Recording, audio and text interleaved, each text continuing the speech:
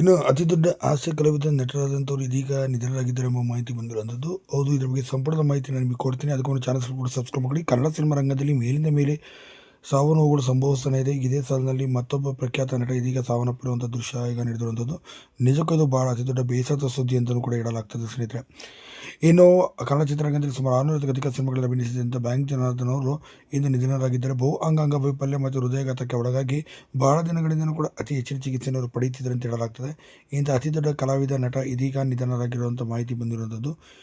ಇನ್ನು ಸಿನಿಮಾ ರಂಗದಲ್ಲಿ ಅವರದೇ ಆದಂಥ ರೀತಿಯಲ್ಲಿ ಛಾಪನ್ನು ಮೂಡಿಸಿ ದೊಡ್ಡ ಮಟ್ಟಿಗೆ ಹೆಸರು ಕೂಡ ಮಾಡಿದಂಥವರು ಬ್ಯಾಂಕ್ ಜನಾರ್ದನ್ ಅವರು. ಇಂಥ ಅತಿ ದೊಡ್ಡ ಮಟ್ಟಿಗೆ ಹೆಸರು ಮಾಡಿದಂಥ ಬ್ಯಾಂಕ್ ಜನಾರ್ದನ್ ಅವರು ಇದೀಗ ವಿಧಿವಶರಾಗಿದ್ದಾರೆ ಎಂಬ ಮಾಹಿತಿ ಬಂದಿರುವಂಥದ್ದು.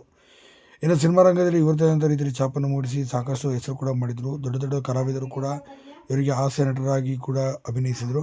ಇನ್ನು ಮೇರು ನಟರಾದ ಅಂಬರೀಷ್, ವಿಷ್ಣುವರ್ಧನ್, ರಾಜ್ಕುಮಾರ್ ಜೊತೆ ಅಭಿನಯಿಸಿದಂಥ ಈ ನಟಿ ಬ್ಯಾಂಕ್ ಜನಾರ್ದನ್ ಅವರು ಇದೀಗ ಕೊನೆ ಸೆಳೆದಿದ್ದಾರೆ ಎಂಬ ಮಾಹಿತಿ ಬಂದಿರುವಂಥದ್ದು.